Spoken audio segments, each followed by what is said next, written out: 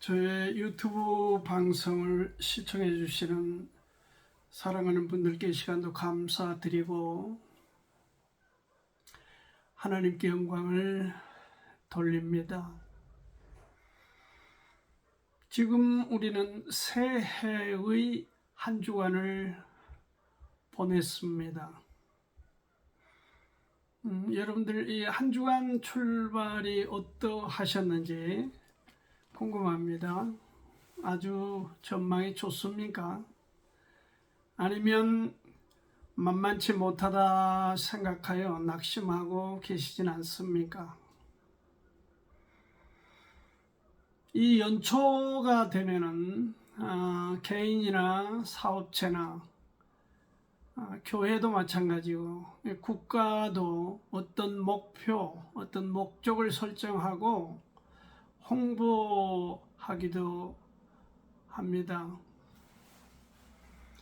너무 거창하고 과도하게 목표나 목적을 잡아서 매년 실패를 반복하면서도 해가 바뀌면은 또 시작되는 새해에 관한 기대감과 그리고 소원을 걸고 이 일을 반복하는 경우가 많습니다. 저도 개척할 때부터 교회에 무슨 사람을 얻는 해, 하나님을 기쁘시게 하는 해 하면서 목표를 설정하여 그렇게 사역을 했던 기억이 있습니다. 사람은 이 성공하는데도 실패하는데도 특징이 있습니다. 성공하는 데 있어서는 근면하다든지 협동이 잘 된다든지 전략이 탁월하다 또는 배려나 사랑함으로 이렇게 화합을 잘 이룬다든지 집중하고 주도 면밀하게 계획을 수립하고 추진해 간다든지 어떤 특징들이 있습니다만은 반대로 실패하는데도 특징이 있습니다. 중구난방, 게으름, 남이 잘 되는 거 배 아파하는 질투심, 어떤 인색함 또는 분노감, 또 자기를 지나치게 과신하는 이 자기 맹신, 자기 과신 같은 것 또는 다른 사람을 무시하고 밀어붙이는 안하무인식 그런 추진 이런 것들은 실패하기 딱 좋은 경우일 수 있습니다. 우리가 어떤 일을 도모하고 진행하는 데 있어서 그 일이 크든 작든 간에 그 일을 허락하신 분이 하나님이시라면 하나님을 기쁘시게 하는 쪽에 서야 되는 것은 상식입니다. 그래서 오늘 우리의 생애를 주님과 동행하는 사람으로 우리가 믿고 받아들인다면 하나님을 기쁘시게 하는 위대한 도전 이런 제목을 걸고 에스라서 1장을 중심으로 그리고 느헤미야서까지 조금 광범위하게 새해 들어 하나님을 기쁘시게 하는 위대한 도전 이런 제목으로 함께 이 시간을 열고자 합니다. 하나님을 기쁘시게 하는 도전, 위대한 도전, 가장 중요한 도전, 그것은 바로 에스라서에서 우리에게 제시하는 바 위대한 선택입니다. 하나님께서 역사하심으로 해서 이스라엘은 소중하고 소중한 자유를 얻었습니다. BC 586년 느부갓네살이 침략하여 패망의 자리에 내려앉았던 바로 그 예루살렘, 유대가 포로로 쓸만한 사람이 다 끌려 바벨론으로 갔지만은 세월이 지금 70년이 흐름으로 상황이 바뀌었습니다. 바벨론, 지금 이라크죠. 이라크 시대는 저물고 이제는 바사라고 하는 이 페르시아, 다 이란이존을 코레스라고 하는 걸쭉한 인물이 등극하면서 패권을 잡았습니다.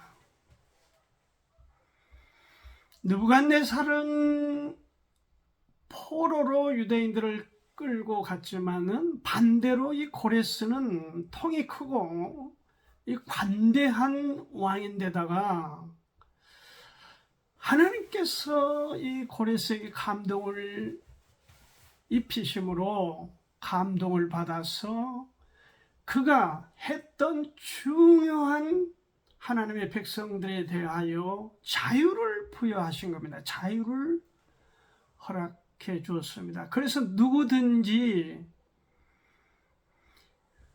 예루살렘으로 돌아가기를 원하면 그렇게, 그리고 바사에 머무르고 싶으면 그렇게 할 수 있도록 이 자유를 허용하신 것입니다. 허용했던 것입니다. 하나님의 감동이 역사합니다. 이게 BC 538년 고레스 원년에 일어났던 일로, 여기 에스라서 1장 1절에 바사왕 고레스 원년에 여호와께서 예레미야의 입으로 하신 말씀을 응하게 하시려고 바사왕 고레스의 마음을 감동시키심에 저가 온 나라에 공포도 하고 조소도 내려 가르되 바사왕 고레스는 말하노니 하늘의 신 여호와께서 세상 만국으로 내게 주셨고 나를 명하사 유다 예루살렘에 전을 건축하라 하셨나니. 그러니까 하나님이 고레스 왕을 감동시키시고 고레스는 그 감동을 입어 하나님의 백성 유대인들을 다시 본국으로 돌아갈 수 있는 그 길을 열어 자유를 부여해 준 것입니다. 선택의 자유를 준 겁니다. 이것은 유대인들의 역사에서 정말 획기적인 일이었습니다. 이 말씀을 보면서 생각나는 잠언서 21장 1절 말씀이 있습니다. 왕의 마음이 여호와의 손에 있음이 마치 보의 물과 같아서 그가 이 힘으로 인도하시느니라. 왕의 마음, 고레스 마음을 하나님이 감동을 주셔서 이와 같은 엄청나고 놀라운 일을 진행하도록 허락을 하신 것입니다. 유대인들은 그렇게 소중하게 얻은 자유를 어떻게 사용했는가? 그들은 하나님의 영광을 위해서 이 자유를 드렸습니다. 바벨론에 머물러서 안정적인 어떤 삶, 아마도 예루살렘으로 돌아가면 더 어려울 수도 있는데 여러 가지 면에서, 그러나 일신상의 안녕을 뿌리치고 그들은 예루살렘으로 돌아갈 것을 선택했습니다. 그들은 하나님의 우선순위를 두었습니다. 그리고 그들은 하나님의 집을, 전을 건축하기로 선택했습니다. 참으로 위대한 선택이다. 저는 이렇게 이름을 붙이고 싶습니다. 하나님이 주신 것을 하나님의 영광을 위해서 드리고 쓰는 것은 아무나 할 수 있는 일은 아닙니다. 어떤 사람은 하나님의 축복으로 그러한 걸 받지만은 그것이 마치 자기의 어떤 능력이나 자기의 어떤 역량으로 그렇게 된 것으로 착각하고는 자기 일신상의 영광을 위해 쓰는 경우들이 너무 많죠. 이런 사람을 우리는 미숙한 사람이라 그래요. 미숙한 사람의 특징이 뭡니까? 하나님께 기도할 때에 그 기도 내용을 보면 이 사람 너무 미숙하다. 그냥 알 수 있습니다. 하나님께 달라는 것입니다. 누구를 위해서? 나를, 우리를 위해서, 우리 집안을 위해서 그냥 달라고 하는 것입니다. 무슨 거지도 아니고 정말 안타깝습니다. 미숙한 사람의 특징입니다. 그러면서 끝내 하나님 내 편이 되주십시오 이 얘기 아닙니까? 나는 내 길을 갈 거니까 하나님 내 편이 되주십시오. 이게 무슨 기도입니까? 그건 미숙한, 마치 어린아이들이 뭘 달라고 졸라대는 그런 모습과 똑같습니다. 성숙한 사람은 그렇게 기도하지 않습니다. 제가 하나님 편이 되게 해주십시오. 저는 아무리 어렵고 힘들어도 하나님 편에 굳게 서서 그 길을 가게 해주십시오. 하나님 편에 선택하고 거기에 헌신하고 거기에 어떤 것을 완성하도록 도와주십시오. 이렇게 기도하는 사람들이 성숙한 사람입니다. 내 편이 아니라 하나님 편, 그것이 중요합니다. 이전에 제가 어마어마한 교회를 하시는 분에게 메시지 한 편을 들은 적이 있습니다. 방송을 통해서요. 그 목사님이 설교하는 내용 중에 우리나라를 향해서 태풍이 몰려오고 있다는 것입니다. 그래서 자기가 철야로 기도를 하기를 하나님 다른 곳으로 가고 우리나라로 오지 않도록 도와주십시오. 그렇게 철야 기도를 했는데 태풍이 대만을 거쳐 중국으로 빠져갔다는 겁니다.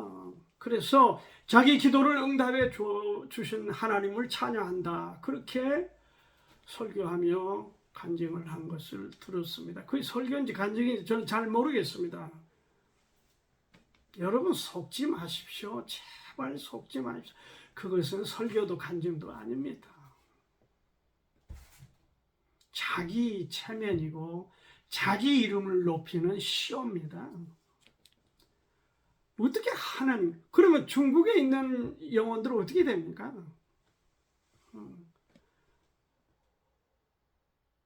나에게만 좋으면 좋은 겁니까? 아닙니다. 그렇게 크리스찬들의 마음 구조가 되면 안 되고 되어 있지도 않습니다. 주님은 아프리카의 영혼이나 대만의 영혼이나 중국의 영혼이나 한국의 영혼이나 일본의 영혼이나 미국의 영혼이나 주님 편에서는 똑같은 천하보다 소중한 영혼입니다. 귀한 거예요. 주님은 똑같이 보는 거예요. 이것이 뭐 어디로 가서 나는 유리하고 다른 사람은 상관없다. 그것은 너무 미숙한 태도입니다. 자세예요. 여러분 위대한 선택을 했던 아브라함을 여러분 아시죠? 그러나 가장 최악의 선택을 했던 우리는 아담, 하와가 있는 것도 압니다. 그러나 아브라함은 어떤 사건, 어떤 일이 벌어질 때마다 어떻게 했습니까? 그는 하나님 편에 선택을 했습니다. 갈대아 우르를 떠나라 하나님이 말씀하셨습니다. 롯과 헤어져라 하나님이 말씀하셨습니다. 하갈과 이스마엘을 내쫓아라 하나님이 말씀하셨습니다. 이삭을 내게 바쳐라 하나님이 말씀하셨습니다. 그는 그때마다 하나님께 하나님을 선택했습니다. 그래서 하나님께서 아브라함에게 최종 남긴 말씀이 너는 나의 친구라. 야고보서 2장에서도 그렇게 너는 내 친구라. 우리도 하나님의 친구라는 인정받는 축복이 있으면 좋겠습니다. 저도 그러고 싶습니다. 롯과 그 동서 오르바를 아시죠? 네, 러시아라 룻과 그 동서 오르바를 아시죠? 나오미가 예루살렘의 기근이 풀렸다 함을 듣고 돌아갈라 할 때에 룻과 오르바는 두 며느리는 어떤 선택을 했습니까? 룻은 시어머니를 붙들고 죽음으로 매달렸습니다. 나는 어머니와 함께합니다. 그 선택은 참으로 위대한 선택이었어요. 결국은 이방 여인으로서 감히 엄두도 낼 수 없는 주님의 그 혈통에 그가 당당하게 들어가 있지 않습니까? 그뿐입니까? 우리가 지난 시간에 보았습니다. 기생 라합은 어떤 선택을 했습니까? 여리고 왕 그리고 하나님 어떤 편을 선택했습니까? 상황이 벌어질 때 그는 목숨을 걸고 하나님께 올인하고 하나님을 선택하고 하나님께 자신을 던져버렸습니다. 그런 사람을 향하여 우리가 위대한 선택이다 말할 수 있고 바로 하나님의 편이다 그렇게 말할 수 있습니다. 우리도 그렇게 할 수 있기를 바라고 새해에는 위대한 선택을 할 수 있기를 바랍니다. 위대한 선택 다음에 무엇이 와야 됩니까? 거기에는 또한 위대한 헌신이 따르게 되어 있음을 봅니다. 여기 에스라 1장 5절 하반에 하나님께 감동을 받고 올라가서 예루살렘 여호와의 전을 건축고자 하는 자가 다 일어나니 6절 그 사면 사람들이 은그릇과 황금과 기타 물건과 짐승과 보물도 돕고 그 외에도 애물을 드리리 즐거이 드렸더라. 예루살렘으로 돌아가겠다고 그 위대한 선택을 한 유대인들에게 이웃과 또 주변의 사람들이 보화를 지원해서 그들이 엄청난 많은 것들을 받고 혜택을 입어 지금 예루살렘으로 돌아간 것입니다. 그런데 여러분 그 받은 것들을 자기들의 개인 일신상의 영달을 위해서 사용하지는 않았습니다. 그것을 하나님의 전을 지키로 결정하고 거기에 그들은 헌신했습니다. 그것은 자기 자신들의 신앙의 회복을 위해서 그리고 자손들의 신앙생활을 위해서 전을 지키로 결정한 것입니다. 그들은 하나님의 감동을 입어 하나님의 전을 건축했습니다. 하나님의 백성이 해야 하는 우선적 일을 우리에게 잘 보여주고 있다. 이렇게 보입니다. 다시 말씀을 드립니다. 하나님의 전을 건축한 게 그들의 목표는 아닙니다. 그들의 목표는 지금까지 약화된 신앙을 정상으로 돌려 회복시키는 신앙 회복이고 그들의 목표는 자기들의 자손들이 안전하고 건전한 신앙생활을 계속해 나갈 수 있도록 터를 잡는 그 일에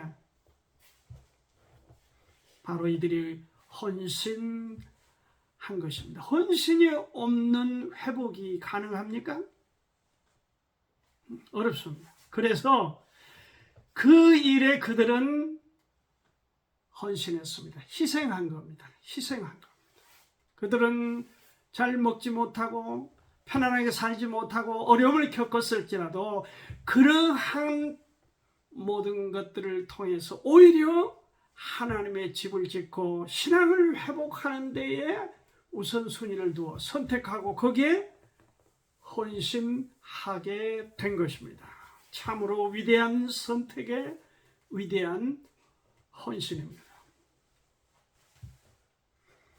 그들은 헌신했습니다. 그 헌신에 가장 먼저 물질을 드렸습니다. 이 물질은 조금 전에 말씀드린 대로 그들이 바사를 떠날 때 이웃과 주변에서 그들을 향해서 축복해 주었던 그것을 자기들의 개인적인 용도로 쓰는 것보다 하나님의 영광을 위해서 기꺼이 헌신했습니다.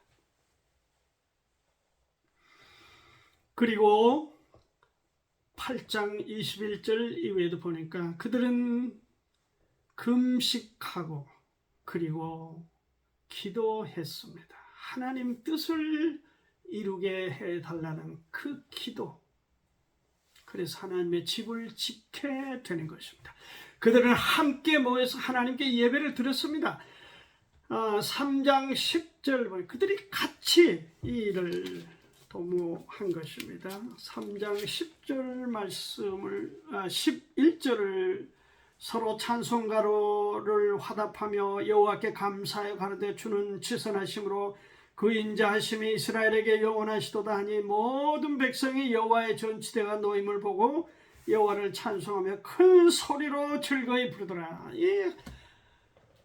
그들의 선택을 이루는 헌신 앞에 그들은 하나님을 의뢰하여 찬송가를 목놓아 부르면서 기뻐했다는 것입니다. 느헤미야 8장 여러분 10절을 아십니까? 하나님을 기뻐하시는 것이 너희의 힘이니라. 여러분 힘이 없어요? 고민해 보세요. 왜 힘이 없는가? 하나님을 기뻐하세요. 그러면 힘이 솟구칠 수 있습니다. 저를 보고 주변의 사람들이 자꾸 나이를 모른다고 나이를 잊고 사는 사람이다 그렇게 말하신 분들이 있습니다. 제가 생각해도 어쩌면 그런 것 같습니다. 저는 지금도 77이 금년에 되지요. 그런데 지금도 40대 조금 더 높게 잡으면 50대 그때하고 같은 것 같습니다. 뭐 큰 차이가 없어요. 정신적으로 육체적으로 그렇습니다. 누가 저에게 왜 그 이유가 뭐냐 그러고 물으신다면 저는 이렇게 쉽게 답변할 것 같습니다. 당신도 그럴 수 있습니다. 하나님과 동행하십시오. 하나님을 기뻐하십시오. 그러면 당신이 당뇨도 이길 수 있고 당신이 고혈압도 이길 수 있고 당신이 나이도 훨씬 젊게 힘있게 건강하게 살 수 있습니다. 그렇게 말하고 싶습니다. 여기 하나님께서 그 어떤 하나님의 일에 대해서 그 전개되는 과정에서 보면은 이렇게 하기를 굉장히 권하고 계십니다. 고린도후서 9장 7절에 보니까 각각 그 마음에 정한 대로 할 것이요 인색함으로는 억지로 하지 말지니 하나님은 즐겨내는 자를 사랑하신다. 하나님의 일에 관한 한은 억지로 하지 말아라. 인색함으로 하지 말아라. 아예 하지 말아라. 하려면은 즐겁게 해라. 풍성하게 해라. 그 얘기죠. 참고하시기를 바랍니다. 네, 참고하시죠. 여러분은 그 구약 성경 인물 중에 가장 그 헌신적인 사람이 누구라고 보고 있습니까? 예, 우리가 아브라함도 있고 무슨 야곱도 있고 요셉도 있고 유다도 있고 쫙 되는 그 많은 다니엘 뭐 아벤누고 정말 훌륭한 인물들이 에스더 욥기 많습니다. 저는 가장 헌신에 관해서 독보적인 사람 그러면 다윗이라고 그렇게 여기고 있습니다. 왜 그럴까요? 다윗은 자신은 고궁 대실에서 거하면서 하나님의 초라한 성막을 보고 하나님의 성전을 짓고 싶어하는 소원을 갖고 하나님께 여러 차례 아뢰었습니다. 하나님께서 선지자를 통해서 사용하셨습니다. 반대하셨습니다. 너 아들 솔로몬 때 집을 지켜야 하는 게 맞다. 너는 전쟁에서 너무 사람을 많이 죽이고 피를 흘렸기 때문에 너를 통해서 내 집을 짓는 걸 원치 않는다. 그쯤 됐으면 다윗은 굉장히 낙심하고 실망하지 않았을까. 그런데 다윗은 그렇게 하지 않았습니다. 무려 26년 동안 아들이 성전을 지을 수 있도록 차근차근 26년을 준비하여 거의 모든 재료를 모든 건축 자료를 준비하고 아들에게 넘겨주었습니다. 자기가 지지도 못하는데 무려 26년간을 하나님의 영광을 위해서 헌신한 겁니다. 아니, 그보다 더 했지만 그 일로 그러하다. 그래서 결국 솔로몬이 등극하여 7년간 하나님의 집을 지었습니다. 그 이름을 솔로몬 성전이라 칭하지만 사실은 다윗이 다 준비해 놓았습니다. 헌신이라고 하는 단어를 사전적 의미로 보니까 몸과 마음을 바쳐 있는 힘을 다하다 그런 뜻입니다. 그렇다면 그 헌신을 하나님께로 향한 헌신이라면은, 하나님을 향한 선택이라면은 우리가 자원함으로 최선으로 그렇게 그 선택에 헌신한 것은 너무 합리적입니다. 당연합니다.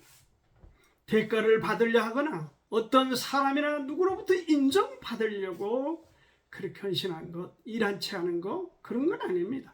자원해서 하는 것입니다. 하나님 앞에 하는 헌신은 이건 억지다 그러면 포기하고 멈추는 게 좋습니다. 자원해서 하는 게 좋습니다. 하나님께 도전해야 될 두 번째 선택에 대한 헌신을 그렇게 합시다. 새해 우리에게 그것이 달려 있습니다. 마지막으로 도전해야 될 것은 완성입니다. 위대한 완성이에요. 완성은 쉬운 일이 아닙니다. 선택과 그리고 헌신을 통해서 마지막 일을 완성. 우리 주님께서도 요한복음 19장 30절에 내가 다 이루었다고 말씀하셨습니다. It is finished. 그렇게 말. 내가 다 끝냈다. 다 이루었다. 내가 머리속부터 발끝까지 흘린 피로 내 몸을 완전히 쪼개서 다 드림으로 나는 아버지 앞에 내가 할 수 있는 일을 완벽하게 마쳤다. 완성했다. 그런 뜻입니다. 그 주님을 우리가 주인으로 모시고 살고 있습니다. 여러분, 일을 완성하는 것은 쉬운 일이 아닙니다. 얼마나 힘듭니까? 땀이 있어야 되고 수고가 있어야 되고 대가지불이 있어야 되고 거기는 남들의 어떤 비난도 있을 수 있고 또 어떤 사람 조롱도 있을 수도 있고 그리고 육체적으로나 정신적으로 피곤함도 있을 수도 있고 정말 이거 비웃음, 조롱 이런 거 감당하기 어렵습니다. 느헤미야 2장 19절에 성벽을 건축하는 그 느헤미야의 지도력에 얼마나 이방 못된 사람들이 조롱을 하고 비아냥거리고 비웃었습니까? 엄청난 저항 세력이 여기 에스라서 4장에도 나와 있습니다. 하나님의 집을 짓는데 저항 세력이 엄청나다. 왜 그들이 저항했는지, 왜 그들이 배가 아팠는지, 그것은 이들의 신앙이 회복되어 하나님께 영광을 돌리기 두려워서 그렇게 된 것이지요. 외부에 느헤미야 1장 1절부터 6절에 보면은 그 성벽을 쌓는데 외부에 얼마나 간교하고 강교한 방해 공작이 있었습니까? 그리고 제가 느헤미야 꼭 한 곳 읽어드리고 싶은 곳이 있습니다. 3장 5절에 보면은 그 다음은 그와 사람들이 정수하였으나 이 말씀은 여기까지는 일을 열심히 다른 사람들 하는데 그러나 그 귀족들은 돈 많은 사람들, 부자들, 지위가 있는 사람들, 평판이 괜찮은 사람들, 그들은 그 주의 역사에 담붙지 아니하였으며 그렇습니다. 귀족들은 주님의 역사에 담부하지 않았습니다. 참여하지 않았습니다. 뒤에 발 뺐습니다. 얼마나 이 일을 추진해 나가는 사람들에게 힘 빼는 얘기입니까? 거기에다가 흙더미가 그야말로 흙더미가 산더미 같아가지고 이걸 처단하려니 무슨 지금 포크레인이 있습니까? 무슨 부르드저가 있습니까? 사람들 손으로 그 어마어마한 역사를 이루는데 손이 부르트고 온 몸이 피곤하고 지치고 그렇지 않았겠습니까? 그러나 그들은 그런 방해에도 불구하고 그러한 주변의 여러 가지 악조건에도 불구하고 그들의 도전은 완성을 시켰습니다. 이 에스라서 6장 16절 이후에 이들이 완성하여 준공하는, 봉헌하는 내용이 담겨 있습니다. 신앙의 보금자리가 완성된 것입니다. 기쁨과 감사함으로 하나님께 봉헌한 얘기 6장을 여러분 읽어보시면 잘 나와 있습니다. 그리고 이 책에 헌신한 위대한 유대인들, 그리스도인들, 하나님을 믿는 그런 하나님의 자녀들의 이름이 낱낱이 기록되어 있습니다. 에스라서 2장, 8장, 또 성벽을 이루는 데 쓰임받았던 인물들 느헤미야 7장, 10장 곳곳에 헌신하고 수고하고 완성시킨 분들의 그들의 선택에, 그들의 헌신에, 그들의 완성에 하나님께서 그들의 이름을 기록하여 대대로 우리에게 물려주고 있습니다. 여러분 그 사자성의 기호지세란 말 혹시 아세요? 기호지세. 호랑이 등에 탔으면 끝까지 가라는 것입니다. 도중에 내리면 호랑이 밥이 된다. 그런 뜻입니다. 일이란 위대한 선택, 하나님이 분명히 주셨다고 하는 확신 후에 위대한 헌신을 통해서 그리고 완성을 시키는, 그래서 끝까지 달리는, 그래서 결국을 하나님께 영광을 돌리는 축복의 여러분이 되기를, 제 자식 되기를 간절히 바라고 이 시간도 여러분을 축복합니다. 감사합니다.